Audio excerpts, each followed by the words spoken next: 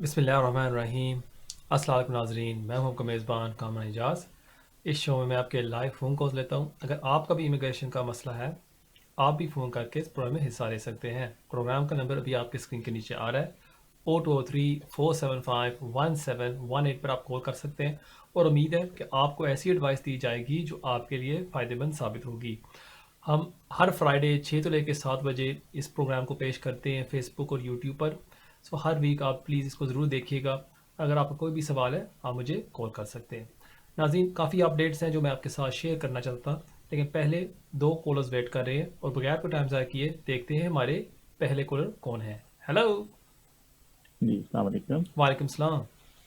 जी कामरान साहब, मेरा क्वेश्चन है स्पाउस वीज़ा सेटलमेंट वीज़ा मैंने अप्लाई करना है, ठीक है। तो क्या उसमें अंडर अपेंडिक्स FM जो पहले फॉर्म होता था VF4A, जी वो जी। क्योंकि ऑनलाइन एप्लीकेशन होती है आजकल, तो वो अटैच होगा और दूसरा स्पॉन्सरशिप फॉर्म जो वो भी अटैच होगा सर। ठीक है, मैं देता हूँ आपके और सवाल का एक जवाब। वो एक एक क्वेश्चन और है कि ये इसमें इन्होंने क्वेश्चन पूछा होता है कि आपका यूके का वीज़ा या किसी और कंट्री का वीज़ा पहले कभी डिनाई हुआ है, तो क्या उसमें अगर लेट्स से 10 या 12 ईयर्स पहले कोई डिनाई हुआ हो तो वो मेंशन करने की ज़रूरत है? ठीक है, मैं देता हूँ आपके सवाल का जवाब। बहुत शुक्रिया थैंक यू आपके कॉल का। सर। फॉर्म तो मेरे सामने नहीं है। जहाँ तक वो सवाल है कि have you ever been refused visa, अगर वो लिखा हुआ है have you ever been refused visa, फिर आपको ज़रूर डिक्लेयर करें। अगर वो लिखा हुआ है उसमें कि लास्ट 10 ईयर्स, फिर अगर 12 साल हो गए फिर आपको डिक्लेयर करने की ज़रूरत नहीं है। लेकिन अगर उसमें कोई टाइम लिमिट नहीं है क्वेश्चन में और वो पूछ रहा है कि कभी भी आपका एप्लीकेशन कोई भी ममालिक के लिए रिफ्यूज़ हुआ था, फिर आपको ज़रूर डिक्लेयर करना चाहिए। जहाँ तक आपका दूसरा सवाल था कि जो अपेंडिक्स 2 फॉर्म होता है उसको साथ लगाना चाहिए या नहीं, बिल्कुल लगाना चाहिए। इट्स वेरी इंपॉर्टेंट कि आप उसको साथ लगाएं। और जो तीसरा सवाल था कि स्पॉन्सरशिप डिक्लेरेशन, बिल्कुल वो भी आप साथ लगा दें एप्लीकेशन के साथ, और मुझे पूरी उम्मीद है कि जो आपकी वाइफ का एप्लीकेशन है वो कामयाब होगा। बहुत शुक्रिया आपके कॉल का। नाज़रीन, देखते हैं हमारे अगले कॉल कौन है। Hello. Hello, you live on है। Hello. Hello, you live on है। हेलो यार, मैं सवाल एक पूछना था कि 7 ईयर वीज़े के लिए हमने अप्लाई किया था, फर्दर सबमिशन की थी। जी जी। तो उसके बाद अभी हमारा रिसेंटली लास्ट वीक बायोमेट्रिक्स के लिए उन्होंने कॉल की थी, तो वो हमारी बायोमेट्रिक्स हो चुकी है। अच्छा। तो अभी नेक्स्ट इसमें क्या प्रोसेस होगा कि वो दोबारा हमसे कांटेक्ट करेंगे या कितना इसमें टाइम लग सकता है अभी? ठीक है, मैं देता हूँ आपके सवाल का जवाब। बहुत शुक्रिया आपके कॉल का। अगर आप अभी फिंगरप्रिंट्स दे आए हैं, वो आपके केस को कंसिडर करेंगे। अगर उनको कोई और मज़ीद इन्फॉर्मेशन की ज़रूरत होगी, वो आपसे कांटेक्ट कर लेंगे वाया पोस्ट या ईमेल या आपके सलिसिटर के थ्रू कि हमें ये भी इन्फॉर्मेशन प्रोवाइड कर दें, फॉर एग्जांपल स्कूल लेटर या कोई और सपोर्टिंग एविडेंस। लेकिन मुझे नहीं लगता कि उनको कोई और इन्फॉर्मेशन की ज़रूरत होगी। मेनली आप अभी वेट करें डिसीजन का, जो लग सकते हैं 3, 6 या 9 मंथ्स, क्योंकि जब आप फर्दर सबमिशंस के थ्रू कोई नई एविडेंस देते हैं उसमें थोड़ा सा टाइम लग जाता है। सो मेन चीज़ ये है, आप थोड़ा सा सब्र करें। मुझे पूरी उम्मीद है कि होम ऑफिस आपको और आपके फैमिली को वीज़ा ग्रांट कर देगी। बहुत शुक्रिया आपके कॉल का। नाजरीन, देखते हैं हमारे अगले कॉल कौन है। हेलो। जी अस्सलाम वालेकुम। वालेकुम सलाम।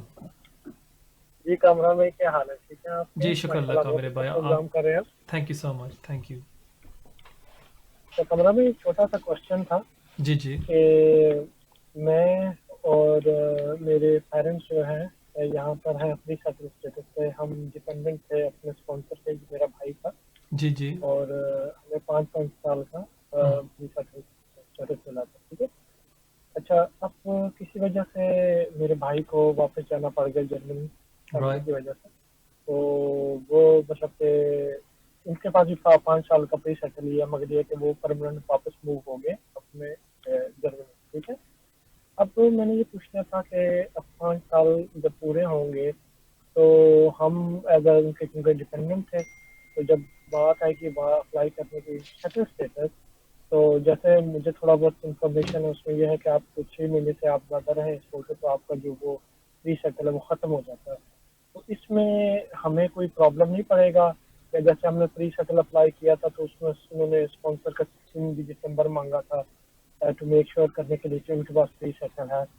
तो इसमें कोई हमें मसला होगा जब हम 5 साल के बाद सेटल स्टेटस अप्लाई करेंगे? एक ठीक है। क्वेश्चन तो ये है, और दूसरा छोटा सा क्वेश्चन ये है कि जैसे मेरे पेरेंट्स हैं वो अभी यूनिवर्सल ले रहे हैं, तो ये उनको लेना चाहिए या ना नहीं लेना चाहिए? उनके लिए कोई आगे जाके प्रॉब्लम बनेगा? और मैं भी काम कर रहा हूँ एज एक्सटेंडेड फैमिली मेंबर। मुझे किसी ने कहा कि अगर आप लो इनकम पर है तो आप भी एलिजिबल हो। तो मैंने कहा जब तक मैं किसी प्रोफेशनल बंदे से कंसल्ट नहीं करता मैं नहीं ठीक है, मैं लेके देता हूँ जाऊंगा। तो आपके आप ये सवाल का बताइएगा। जवाब। बहुत शुक्रिया आपके कॉल का। पहली बात तो है कि जब आप कहते हैं कि किसी प्रोफेशनल से एडवाइस लेनी चाहिए इशू में, तो हम आपके साथ इंफॉर्मेशन शेयर करते हैं, और मैं आप सबको रिक्वेस्ट करता हूँ कि जो भी इंफॉर्मेशन आपको इस प्रोग्राम से मिले या किसी और प्रोग्राम से, आप फिर भी एक दफ़ा सॉलिसिटर के पास जाके एक सेकंड ओपिनियन ज़रूर ले लिया करें, क्योंकि एक लिमिटेशन होती है इस शो में कि कोई फैक्ट्स होते हैं वो हमारे पास नहीं होते, या टाइम की कमी की वजह से कोई चीज़ मिस हो जाती है। सो इस तरह बेहतर ये होता है कि आप एक सेकंड ओपिनियन ज़रूर लिया करें। जहाँ तक आपके सवाल थे, जो पहला सवाल आपने पूछा कि आप यहाँ आए अपने भाई के ऊपर एज ए डिपेंडेंट, आपके पेरेंट्स भी आए हैं यहाँ, आपके भाई अब वापस चले गए हैं, अगर आपको कोई असर होगा इसके थ्रू या नहीं? नहीं, क्योंकि अगर आप गाइडेंस अभी देखें उसमें यह लिखा हुआ है कि as a dependent family member आपने खाली ये साबित करना है कि आपने यहाँ 5 साल पूरे किए हैं। पहले होता था जब आप अप्लाई करते थे अंडर द ई रेगुलेशंस, आपको साबित करना होता था dependency in the form of financial या सेम हाउस होल्ड।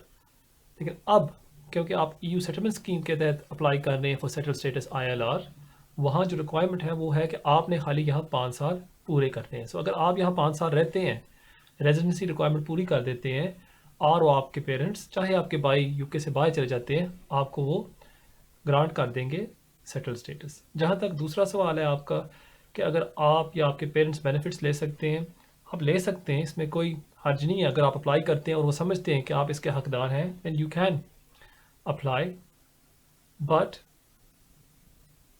वो उन पर डिपेंड करेगा कि आपके सर्कमस्टांसिस क्या हैं। सो अगर आप रिक्वायरमेंट फुलफिल करते हैं वो आपको ग्रांट कर देंगे बेनिफिट्स। अगर वो समझते हैं कि नहीं आप हकदार नहीं हैं, सो देन पॉसिबिलिटी है वो आपको रिफ्यूज़ कर दें। बहुत शुक्रिया आपके कॉल का। नाजरीन देखते हैं हमारे अगले कॉल कौन है। हेलो, अस्सलाम वालेकुम। वालेकुम सलाम। कामरान साहब, मैं हबीब गिल कर रहा न्यू पोर्ट तो जनाब। वालेकुम सलाम। मैं ਤੁਹਾਡੀ आवाज़ पहचान ली है। साडा राब्ता जनाब बहुत का प्रोग्राम माशाल्लाह बहुत अच्छा चल रहा है जनाब, बहुत लोग मुस्तफीद हो रहे हैं जनाब। मैं क्या साडा थैंक यू ਤੁਹਾਡਾ, लेकिन साडा राब्ता बहुत अरसे तो पहलों हो रहा है वीनस टीवी ਦੇ ਦਿਨਾਂ ਤੋਂ। हाँ जी हाँ जी, बिल्कुल बिल्कुल। हाँ जी, अच्छा और सर, मैं सुनाओ दसना सी कि मेरे बच्चों तीनों बच्चों के लग गए सन। ਤੁਹਾਡਾ ਮਿਲਿਆ या नहीं मिलिया? मेरा हाले तक नहीं मिला, मैंने 14-15 महीने हो गए ने अप्लाई किए नु। अच्छा, ते उन्होंने ना जी 3 महीने पहले मैंने कहा सी कि सितंबर तक तो वेट कर, 3 महीने के अंदर तेरा अप्लाई करांगे असां डिसीजन को नहीं करांगे। किने क्या सी होम ऑफिस ने एक चिट्ठी ਵਿੱਚ ਲਿਖਿਆ ਸੀ हाँ कि जी, होम ऑफिस 90 डेज ਦਿਓ। अपने सोलिसिटर के थ्रू ना जी प्री एक्शन प्रोटोकॉल लैटर भिजवाया सी। अच्छा, ਉਹਦਾ ਉਹਨਾਂ ਨੇ ਮੇਲ ਦੇ ਤੇ ਰਿਪਲਾਈ ਕੀਤਾ ਸੀ ਵੀ ਵਿਦਿਨ 3 ਮੰਥ ਅਸਾਂ ਤੇਰਾ ਨਾ ਆਪਣਾ ਡਿਸੀਜਨ ਦਾ ਕਰ ਦੇਵਾਂਗੇ ਸਤੰਬਰ ਤੱਕ। ठीक है। ਤੇ ਹੁਣ अगस्त भी खत्म हो गया, सितंबर आने वाला, 15 महीने हो गया केस जमा कराया नहीं लेकिन 90 दिन होम ऑफिस ਦੇ ਪੂਰੇ ਹੋਏ ਨੇ ਜਾਂ ਨਹੀਂ ਹੋਏ ਸੀ? नहीं वो हाले नहीं होए, अगले महीने होने ने। ठीक है मैं देना ਤੁਹਾਡੇ ਸਵਾਲ ਦਾ ਜਵਾਬ। ਬਹੁਤ ਸ਼ੁਕਰੀਆ ਤੁਹਾਡੇ ਕੋਲ ਦਾ ਗਿਲ ਸਾਹਿਬ। ओके जी, मेहरबानी शुक्रिया। Thank you. ਗਿਲ ਸਾਹਿਬ ਸਾਡੇ ਬੜੇ ਪੁਰਾਣੇ ਦੋਸਤ ਨੇ। ਜਦੋਂ ਮੈਂ ਵੀਨਸ ਟੀਵੀ ਤੇ ਆਉਂਦਾ ਹੁੰਦਾ ਸੀ 2019 ਵਿੱਚ, ਉਸ ਟਾਈਮ ਤੋਂ ਕਾਲ ਕਰ ਰਹੇ ਨੇ, ਔਰ ਇਹਨਾਂ ਦਾ ਇਹ ਮਸਲਾ ਚੱਲ ਰਿਹਾ ਹੈ ਕਿ ਇਹਨਾਂ ਫਰਦਰ ਸਬਮਿਸ਼ਨਸ ਕੀਤੇ 7 ਈਅਰ ਬੇਸ ਤੇ। ਵਾਈਫ ਨੂੰ ਮਿਲ ਗਿਆ ਪਹਿਲਾਂ, ਫਿਰ ਬੱਚਿਆਂ ਨੂੰ ਨਹੀਂ ਮਿਲਿਆ, ਫਿਰ ਬੱਚਿਆਂ ਨੂੰ ਮਿਲ ਗਿਆ, ਲੇਕਿਨ ਇਹ ਅਜੇ ਲਟਕੇ ਹੋਏ ਨੇ ਵਿਚਾਰੇ। ਜਿੱਥੇ ਤੱਕ ਤੁਹਾਡਾ ਸਵਾਲ ਹੈ, ਅਤੇ ਤੁਸੀਂ ਵੇਟ ਕਰੋ, ਕਿਉਂਕਿ ਹੋਮ ਆਫਿਸ ਨੇ ਕਿਹਾ 90 ਦਿਨ ਅੰਦਰ ਅਸੀਂ ਦੇਵਾਂਗੇ ਜਵਾਬ। ਉਹ ਜ਼ਰੂਰ ਦੇਵਾਂਗੇ, ਔਰ ਇਨਸ਼ਾਅੱਲਾ ਤੁਹਾਨੂੰ ਵੀਜ਼ਾ ਦੇਵਾਂਗੇ। ਤੁਸੀਂ ਤੁਹਾਡਾ 1 ਮਹੀਨਾ ਰਹਿੰਦਾ ਹੈ ਨਾ, ਤੁਸੀਂ ਬਸ ਵੇਟ ਕਰੋ। ਮੈਨੂੰ ਪੂਰੀ ਉਮੀਦ ਹੈ ਕਿ ਜਿਹੜਾ ਤੁਹਾਡਾ ਅਗਲਾ ਕਾਲ ਹੋਏਗਾ ਨਾ ਅਗਲੇ ਮਹੀਨੇ, ਉਹ ਤੁਸੀਂ ਮੈਨੂੰ ਖੁਸ਼ਖਬਰੀ ਦੱਸੋਗੇ ਕਿ ਤੁਹਾਨੂੰ ਵੀਜ਼ਾ ਮਿਲ ਗਿਆ। सो थोड़ा जा सब्र करो। बहुत शुक्रिया ਤੁਹਾਡੇ ਕੋਲ ਦਾ। नाजरीन देखते हैं हमारे अगले कॉल कौन है। हेलो हेलो, अस्सलाम वालेकुम सर, कैसे हैं, खैरियत से आप? वालेकुम सलाम सर, मैं ठीक ठाक हूँ, आप सुनाएं। हाँ जी, मेरा सवाल ये था जी, अपने जी। दोस्त के बारे में। वो 2011 में आई थी, जो अपने हस्बैंड के डिपेंडेंट पे ना, उसके हस्बैंड के पास टाइप 4 वीजा था, स्टडी वीजा। राइट। फिर उन मियां बीवी के दरमियान कुछ इख्तलाफात हो गए, तो उसका वीजा खत्म होना था 2016 में, तो उसने उस वीजा खत्म होने से पहले ही असाइलम क्लेम कर दिया अपने इन लॉज के खिलाफ ना, अच्छा अपने हस्बैंड के खिलाफ। तो उसके इन लॉज पाकिस्तान में थे। अच्छा तो फिर उसको जो था ना, चूंकि उसको केस चला, उसको फर्स्ट ट्रिब्यूनल में जो ना अपील अलाउ हो गई, जी जी पहले उसका रिफ्यूज हुआ और उसको फर्स्ट ट्रिब्यूनल में 2018 में उसको ना 5 साल का रेजिडेंट स्टेटस मिल गया। बिल्कुल। और उन्होंने अपने नेशनलिटी के लिए भी अप्लाई करना था। अच्छा, आप पहचान गए? मैं पहचान गया, हमारी मुलाकात भी हुई है एक दफा, नहीं? हाँ जी, मुलाकात अच्छा भी हुई है। अब अच्छा, बताएं मुझे, जी, नेशनलिटी आपने ले ली अभी या नहीं ली? नहीं मैंने ली नहीं है, मुझे अच्छा, उसी के मुतालिक पूछना है। पूछें जी। अब जब मुझे ब्रिटिश पासपोर्ट मिल जाएगा जी तो जी। मैं पाकिस्तान आ जा सकती हूँ, कोई मसला तो नहीं है। मैं बहुत नहीं, कोई मसला नहीं है। अगर आप ब्रिटिश नेशनल नेचुरलाइज हो जाती हैं और उसके बाद आप ट्रैवल करना चाहती हैं टू पाकिस्तान, आप ट्रैवल कर सकती हैं। तो इसमें कोई दिक्कत नहीं है, कोई प्रॉब्लम नहीं है। उसी सिटी में जहाँ से थ्रेटनिंग लेटर थे और मैसेज वगैरह जी, था, आप सारा बिल्कुल कुछ जा था। सकती हैं, इसमें कोई इशू नहीं है, क्योंकि आप ब्रिटिश नेशनल हैं। अगर आपके सर्कमस्टांसेस अब चेंज हो गए हैं, थ्रेट नहीं है, ये आपका फॉल्ट नहीं है। अगर आपने उस टाइम जब आपने असाइलम क्लेम किया था और उस टाइम आपने झूठ बोला था और किसी तरह होम ऑफिस को पता लग जाता है, फिर वो पॉसिबिलिटी है कि आपके वो असाइलम को कैंसिल कर सकते हैं। लेकिन मुझे नहीं लगता कि आपने झूठ बोला होगा। उस टाइम वाकई आपकी जान को खतरा था और इसलिए होम ऑफिस ने आपको असाइलम दिया। लेकिन अगर अभी आपके पास आपकी जान को खतरा नहीं है और आप ट्रैवल करना चाहती हैं, फॉर एग्जांपल टू कराची या लाहौर या जहां भी, आप ट्रैवल कर सकती हैं जैसे ही आपको पासपोर्ट मिल जाए। हाँ जी, नहीं उस वक्त तो था मसला, फिर बिल्कुल अभी बिल्कुल, कोविड हुआ तो उनकी डेथ भी हो गई। एग्जैक्टली। सो तो आप ट्रैवल कर फिर सकती हैं मैंने जिस आपको पता, कोविड में कितने लोग फौत हुए, हजारों लोग एग्जैक्टली फौत हुए हैं। बिल्कुल। सो अगर आप ट्रैवल करना चाहती हैं टू योर होम कंट्री और to Pakistan as a British national, आप ट्रैवल कर सकती हैं। सेम सिटी में कोई इशू तो नहीं होगा ना? बस ये नहीं डाउट था नहीं, कोई मेरे कोई में कोई कि। इशू नहीं होगा, नहीं बिल्कुल नहीं होगा, ठीक है ना? बहुत शुक्रिया, मेहरबानी। बहुत शुक्रिया आपकी कॉल का। ये भी हमारे एक पुराने क्लाइंट हैं, इनसे एक दफ़ा मुलाकात भी हुई थी दफ्तर में और इन्होंने एडवाइस ली थी मुझसे, मैंने इनकी आवाज़ से इनको पहचान लिया। नाजरीन, देखते हैं हमारे अगले कॉलर कौन है। Hello hello, hello, you live on है। अस्सलाम वालेकुम। वालेकुम सलाम। कामरान भाई, मेरा क्वेश्चन ये था कि मैं इधर आया था स्टूडेंट वीज़ा पे ठीक है और मैंने इधर अपना, मेरा भी वीज़ा वैलिड ही था, तो मैंने असाइलम क्लेम कर दिया था। ठीक है। मेरे साथ मेरी वाइफ और मेरे बच्चे भी इधर ही हैं। हम्म, तो डे फर्स्ट से उन्होंने मुझे as per visa work allow कर दिया था कि एज पर योर प्रीवियस वीज़ा जो एग्जैक्टली। वर्क 3C आपकी चल रही आपको है ना, काम की इजाज़त इसलिए। है। जी जी। जी जी, और मुझे वो उसके हिसाब से 20 घंटे काम की इजाज़त है। मैं तो क्या मैं इस काम पे सेल्फ एम्प्लॉयड भी हो सकता हूँ? ना, क्योंकि आपको वही 20 घंटे मिल रहे हैं ना जो स्टूडेंट की तो आपकी मैं कंडीशन इस पे सेल्फ एम्प्लॉयड नहीं जा सकता। ना। बिल्कुल जी। तो दूसरा कामरान भाई, ये पूछना ये था कि अगर मैं इस पे, अगर मैं 20 घंटे काम जो मुझे अलाउ है, मैं 20 घंटे काम करता हूँ, तो मैं अभी फिलहाल उनसे अकोमोडेशन भी लिया है मैंने और वो जो फाइनेंशियल सपोर्ट भी है। तो ओके। मैं अगर लीगली 20 घंटे काम करता हूँ तो मेरी वो खत्म हो जाएगी या वो जो मुझे प्रॉपर मिलती रहेगी? नहीं, वो तो आपको मिलनी चाहिए, जो अगर आपके फाइनेंशियल सर्कमस्टांसेस के डिपेंडेंट के ऊपर कि अगर आपकी आमदनी कितनी है वो असेस करेंगे। लेकिन आपसे ओके। मेरा ये मशवरा है कि अगर आप अभी काम कर रहे हैं और आपकी 3C अभी चल रही है, अगर आपके एम्प्लॉयर के पास स्पॉन्सर लाइसेंस है या अगर आप कोई एम्प्लॉयर ढूंढ सकते हैं जो आपको स्पॉन्सर लाइसेंस इशू कर सके, फिर आप स्विच कर ओके। सकते हैं टू स्किल्ड वर्कर वीज़ा और 5 साल बाद आप पक्के हो सकते हैं। बल्कि बजाय तो अभी अभी मैं असाइलम पे हूँ, असाइलम से भी मैं स्किल वर्कर वीजा पे ट्रांसफर हो सकता हूँ? बिल्कुल, as far as I am aware, क्योंकि आपकी 3C अभी चल रही है। यस, ठीक है ना? So okay. आप सिस्टर से मशवरा करें, अच्छे सिस्टर के साथ, और टाइम ज़ाया ना करें, टाइम बहुत कीमती है। अगर आपका असाइलम रिफ्यूज़ हो गया, आपकी 3C ख़त्म हो गई, फिर आप स्विच नहीं कर सकेंगे। ठीक है जी, बहुत शुक्रिया ओके। आपके कॉल का। Thank you for calling. नाज़रीन, शुरू करते हैं इस वीक की अपडेट्स के साथ, और काफ़ी अपडेट्स हैं जो मैं आपके साथ शेयर करना चाहता। और पहली, एक हमारे व्यूअर हैं, वो आए मेरे दफ्तर आई थिंक 2 दिन पहले, तकमील साहब। उन्होंने रिक्वेस्ट की कि यार कामरान भाई, आप हर वीक जम्बरानो की अपडेट करते हैं, जो यूरोपियन नेशनल्स हैं उनके बारे आप भूल गए हैं, उनके बारे में भी थोड़ी सी अपडेट आप प्लीज़ दें हमें। सो इस वीक हम शुरू करते हैं EU नेशनल्स के साथ।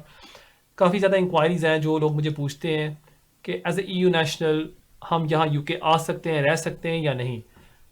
अगर आप 31 दिसंबर 2020 से पहले एंटर हुए थे, आप यहाँ रह सकते हैं परमानेंटली। अगर आप 2020 से पहले भी एंटर हुए थे लेकिन किसी वजह से आप चले गए for example to your home country और आपने 6 माह से ज़्यादा भी गुजारे हैं, अभी भी पॉसिबिलिटी है कि आप वापस री एंटर हो सकते हैं और आप प्री सेटल स्टेटस हासिल कर सकते हैं। एक कॉलर थे आई थिंक 2 वीक पहले, उनका इस तरह का मसला था और मैंने उनको यही मशवरा दिया था कि आप कर सकते हैं, लेकिन इसमें एक शर्त है कि you must have entered before 31 दिसंबर 2020। चाहे आपने 6 माह से ज़्यादा भी गुजारे हैं या 1 साल भी गुजार लिया है, फिर भी आप अभी भी वीज़ा हासिल कर सकते हैं। एज ए यूरोपियन नेशनल पहले होता था कि आप अपने डिपेंडेंट फैमिली मेम्बर्स को बुलवा सकते थे, जैसे कि ब्रदर्स, सिस्टर्स, अंकल, आंट्स। वो अब ख़त्म हो गया है। अगर आपने एप्लीकेशन डाली थी अंडर EA रेगुलेशंस बिफोर 31 दिसंबर 2020 और आपकी अपील आ रही है, अगर वो अपील मंजूर हो जाती है फिर वो इशू कर देंगे ए फैमिली परमिट और उस पर वो आ सकेंगे। लेकिन अभी आप एक फ्रेश एप्लीकेशन नहीं डाल सकते for your extended family members जो हैं आपके brothers, sisters, uncles and aunts. आप लेकिन अपने पेरेंट्स को स्पॉन्सर कर सकते हैं। यस, सो अगर आपके पेरेंट्स हैं आप उनको अभी भी स्पॉन्सर कर सकते हैं, लेकिन आपको अभी साबित करना होगा डिपेंडेंसी। पहले क्या होता था, वो अस्यूम करते थे ऑटोमेटिकली कि आपके जो पेरेंट्स हैं एज ए यूरोपियन नेशनल वो आपके ऊपर डिपेंडेंट हैं, लेकिन लास्ट ईयर से इन्होंने रिक्वायरमेंट चेंज कर दी। एज ए यूरोपियन नेशनल आपने साबित करना होगा कि जो आपके जो पेरेंट्स हैं वो आपके ऊपर डिपेंडेंट है। सो फाइनेंशियल डिपेंडेंसी आपको साबित करनी होगी। सो दिस अगर आप साबित कर सकते हैं, आपके पेरेंट्स अप्लाई कर सकते हैं और उनको वो वीज़ा इशू कर देंगे टू एंटर द UK। अब यहाँ एक अच्छा सा सवाल मेरे एक भाई ने मुझे पूछा कि मैंने शादी की है एक यूरोपियन नेशनल के साथ, फॉर एग्जांपल लास्ट मंथ। अब जो मेरी यूरोपियन नेशनल स्पाउस है वो मेरे पेरेंट्स को स्पॉन्सर कर सकती है या नहीं? अनफॉर्चुनेटली नॉट, नो, क्योंकि आपकी जो शादी है वो होनी चाहिए थी बिफोर 31 दिसंबर 2020। अगर उससे पहले हुई है और चाहे आपके पास अभी भी स्टेटस नहीं है, आपकी जो स्पाउस है वो यूरोपियन नेशनल है, वो स्पॉन्सर कर सकती है आपके पेरेंट्स को। लेकिन अगर आप अभी शादी करते हैं, फॉर एग्जांपल, आपकी जो यूरोपियन स्पाउस है वो आपके पेरेंट्स को स्पॉन्सर नहीं कर सकती। So that's something to remember. So ये है the current state of affairs for European nationals. एक जो केस आया था इस week which is Celik, and I think it's a very important case, कि अगर यूरोपियन अपील्स में आप ह्यूमन राइट्स रेज नहीं कर सकते अनलेस होम ऑफिस इस बात पर एग्री होती है। सो अगर होम ऑफिस एग्री होती है कि आपके ह्यूमन राइट्स इस केस में बनते हैं, फिर आप ह्यूमन राइट्स की आर्ग्यूमेंट लगा सकते हैं यूरोपियन अपील्स में, वरना आप नहीं लगा सकते। सो फॉर एग्जांपल जो लोग अभी अप्लाई कर रहे हैं अंडर जमरानो और उनके एप्लीकेशन रिफ्यूज़ हो गए हैं, बल्कि सबके जमरानो में रिफ्यूज़ हो गए हैं, अगर आप सोचते हैं कि हम जाएंगे अपील में और ह्यूमन राइट्स की आर्ग्यूमेंट देंगे, वो नहीं एक्सेप्ट करेगी कोर्ट अनलेस होम ऑफिस भी इस बात पर अग्रीमेंट में है कि आप आर्ग्यू कर सकते हैं। So in European appeals you can only raise human rights if the Home Office agrees. So that's a very important case, and that's the case of Selig. एक और जो अपडेट मैं आपके साथ शेयर करना चाहता था, which is very important for Pakistani nationals, और वो है जो प्रीति पटेल ने जो अग्रीमेंट सभी साइन की है लास्ट 10 days पाकिस्तान के साथ, कि जो इलीगल माइग्रेंट्स हैं या जो माइग्रेंट्स जिनके खिलाफ डिपोर्टेशन ऑर्डर है या जो लोग यहाँ क्रिमिनल्स हैं, पाकिस्तानी नेशनल्स, हम उनको आसानी के साथ रिमूव कर सकें टू पाकिस्तान। अब इसका इम्पैक्ट क्या होगा? अगर होम ऑफिस आपको डिटेन कर लेती है, होम ऑफिस को आसानी होगी आपको यहाँ निकालने में। अब पहले क्या होता था कि आपको डिटेन कर लेते थे, आप जाते थे इंटरव्यू पर, पाकिस्तान एम्बेसी कहती थी कि नहीं हमारे पास इस शख्स के डॉक्यूमेंट्स नहीं हैं, हमारे पास एविडेंस नहीं है कि ये पाकिस्तानी नेशनल है, हमें प्रूफ दें, और होम ऑफिस आपको निकाल नहीं सकती थी टू पाकिस्तान। क्योंकि होम ऑफिस ने अब ये एग्रीमेंट की है पाकिस्तान के साथ, उनको बहुत ही आसानी होगी आपको निकालने में। तो इसलिए मैं आप सब से ये रिक्वेस्ट करता हूँ कि प्लीज़ अगर आप यहाँ रह रहे हैं, आपके पास स्टेटस यहाँ नहीं है, मेक श्योर करें कि आप एक एप्लीकेशन कम से कम डाल दें। ठीक है, आपको वीज़ा नहीं मिलेगा, क्योंकि वीज़ा मिलने में आपको या तो साबित करना होगा ख़ास वजूहात, कंपेलिंग सर्कमस्टांसेस, कि आप अपने होम कंट्री वापस नहीं जा सकते अगर आपके 20 साल से कम है, या अगर आपने यहाँ 20 साल पूरे किए हैं फिर ही आपको वीज़ा मिलेगा। लेकिन फिर भी मैं आपको एडवाइस करूँगा कि अगर आप समझते हैं आपके ग्राउंड्स यहाँ बनते हैं, अपने आप को महफूज रहने के लिए कोई भी एप्लीकेशन डाल दें और आपके पास कोई भी एक्सक्यूज़ नहीं है। अगर आप सोलिसिटर फीस नहीं अफोर्ड कर सकते, आप खुद भी एप्लीकेशन सबमिट कर सकते हैं। अगर आप होम ऑफिस फीस भी नहीं भर सकते, नो प्रॉब्लम, आप फी वेवर का फ़ायदा भी उठा सकते हैं। सो इसलिए आप सबको मैं रिक्वेस्ट करता हूँ कि अगर आप एक पाकिस्तानी नेशनल हैं, फौरी तौर पर एक एप्लीकेशन सबमिट कर दें, क्योंकि ये ना हो कि एक दिन आप काम कर रहे हो, होम ऑफिस आपको पकड़ ले और आपको फिर वो रिमूव कर दे और आपको बहुत ही नुकसान होगा। और अगर आप डिटेन हो भी जाते हैं और कोई सोलिसिटर आपको कहता है कि मैं आपको निकाल दूंगा, आपका खर्चा भी बहुत होता है, तकरीबन 3 तो लेके 5,000 पाउंड लगते हैं। तो इससे बेहतर है कि आप पहले से ही आपकी अपनी हिफाजत कर लें और एक एप्लीकेशन सबमिट कर दें। एक और अपडेट जो मैं आपके साथ शेयर करना चाहता था, which is the high potential visa. इस पर काफ़ी ज़्यादा इंक्वायरीज आ रही थी पिछले 2 हफ्तों में, और इस पर थोड़ी सी मैं आपको रोशनी डालना चाहूँगा कि ये वीज़ा है क्या। ये है एक अनस्पॉन्सर्ड रूट।